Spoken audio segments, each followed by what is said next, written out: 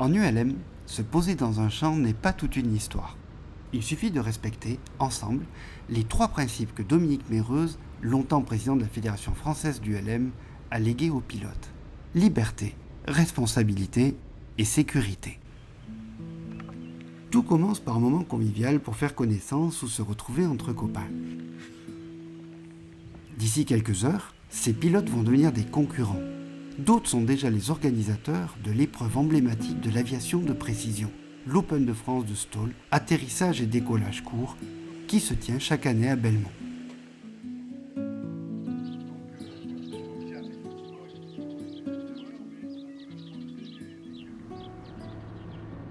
Et à l'ordre du starter, vous réintégrez le circuit et hop, vous recommencez. Donc, 2 tours, c'est un run. Vous y allez. Bravo. Bonne compétition. Bravo. Faire du stall tient en quelques mots. S'envoler et se poser au plus près d'une ligne qui barre la piste, sans rien casser ni abîmer personne.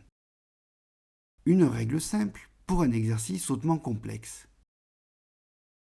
Le pilote doit évoluer à vitesse minimale, maîtriser la gravité avec une conscience aiguë du comportement de sa machine et sentir les variations de l'aérologie.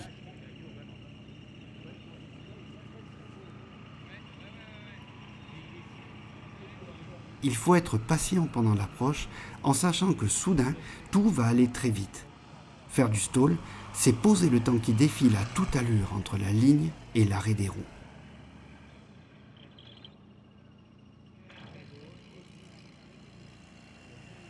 Idem au décollage pour ce pendulaire. Il faut se concentrer dès le départ, car tout ce qui est perdu maintenant ne sera plus rattrapable au moment de l'atterrissage. Pour cela, le maître mot est l'anticipation. D'ailleurs, au petit matin, pendant les essais, Christophe Merle, vainqueur de la Coupe Belmont de l'an dernier, n'est pas satisfait de la portance de son autogire. Décision est prise de procéder à un changement du rotor. Aussitôt dit, aussitôt fait, ou presque. À ce niveau de compétition, la compétence surgit partout. Il suffit de regarder.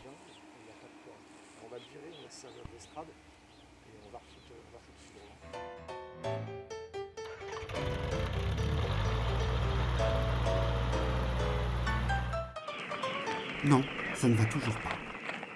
On lui en prête encore un autre. Ses concurrents sont solidaires avec un S majuscule. Ils viennent l'aider alors qu'il a de fortes chances de les vaincre. Tout est prêt. Le directeur des vols et les commissaires sont en place. Qu'est-ce qui pousse le pilote de cet Icarus à se mesurer à des ULM plus performants que le sien? Il vient rencontrer des copains, se faire plaisir et gagner en précision de maniabilité près du sol. Lui aussi, même si son savant offre des possibilités supérieures et qu'il est dans le peloton de tête. Ça permet d'augmenter ses capacités en cas de vache, en cas de problème technique, de trouver un champ et de se dire « Ok, là je peux me poser en toute et en pleine sécurité ».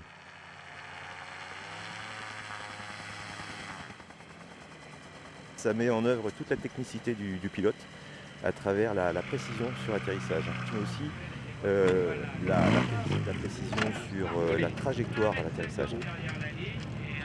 Ah, très beau ça. Ah ouais, franchement, il s'est rattrapé bien comme il faut.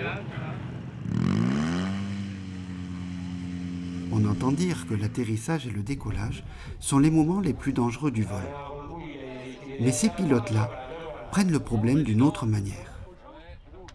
Et puis on arrive très doucement et on décolle très doucement. Donc je veux dire, on peut pas se faire mal vu qu'on arrive à des vitesses de l'ordre de 30 km/h au ras du sol. Donc même si ça tape un peu, on va abîmer un peu de matériel, mais pour nous, on va pas s'abîmer, quoi. Et puis ça permet aussi d'aller poser partout. Voilà.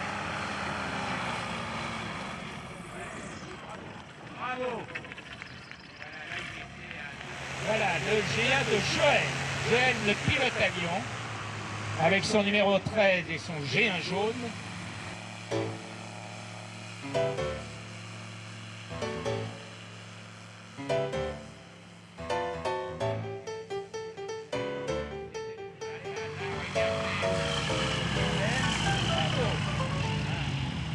justement la difficulté avec un train classique, c'est au freinage de ne pas faire des coups et pas se Aux États-Unis, la majeure partie des pilotes ont des classiques, mais ils ont des moteurs plus puissants qui viennent favoriser finalement l'arrachement de la machine. Après, je pense que pour l'atterrissage, on est aussi un petit peu défavorisé, où il faut qu'on soit un peu plus léger sur le freinage pour ne pas passer par devant. Sinon, là, c'est une autre mayonnaise. Voilà, mais je pense que le classique, après, c'est... moi, je suis pilote de classique, donc je vais défendre un peu ma paroisse, mais t'as un petit peu plus de sport. Tous les ULM n'ont pas les mêmes possibilités. L'idée, c'est de poser au plus court avec la machine que l'on pilote. L'objectif, c'est qu'une piste ou un champ court ne soit plus un drame potentiel. Traversons la piste et rejoignons les commissaires situés près de la ligne. Vu de près, le stall est la manifestation patente d'un paradoxe résolu. Comment se peut-il qu'évoluer aux limites du Second Régime augmente la sécurité aux moments réputés les plus dangereux du vol?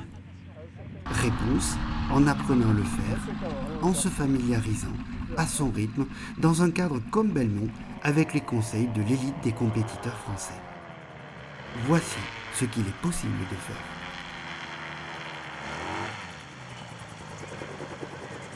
Décoller court, poser court, c'est facile à partir du moment où on n'intègre pas une limite. À partir du moment où on pose une ligne au sol et on dit je décolle la ligne, bon, le décollage, c'est pas un facteur, mais de dire j'encadre et je vais poser après ce point et à partir de ce point, c'est déjà plus la même musique. Alors le stall, ça permet d'avoir une vision différente de l'atterrissage et je pense qu'en cas de panne, ça permet d'avoir d'être plus sûr de soi et d'avoir une approche différente de la descente et du posé, quoi. Donc c'est vraiment un intérêt en cas de panne, je pense. On doit absolument s'astreindre à avoir une certaine technicité dans la manipulation et dans le pilotage, à savoir que tous les fondamentaux du pilotage au niveau de l'atterrissage doivent être exacerbés et bien entendu monter en épingle parce que la précision est une condition sine qua non. Et donc à partir de là, c'est formateur tant dans la sécurité, parce que les normes de vol à ce moment-là doivent être appliquées d'une manière rigoureuse. Et le principal adversaire, c'est soi-même. C'est ses compétences, c'est sa façon de faire, c'est sa machine.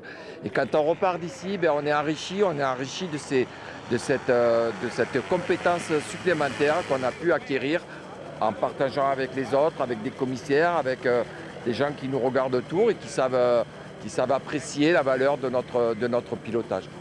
Décoller et atterrir court, qui je rappelle, c'est l'essence même de l'ULM, c'est de pouvoir décoller et atterrir court. Mais là, ce qu'on voit, et le public l'observe aussi, c'est pas uniquement un spectacle, c'est aussi une compétence et une capacité de l'ULMiste d'aujourd'hui, tout en sécurité évidemment. Donc c'est un exercice de perfectionnement au pilotage, mais c'est aussi quelque chose qui montre l'ULM tel qu'on l'aime, c'est-à-dire du fun, maîtrisé, qui attire du public. C'est une belle réussite et tout le monde est content.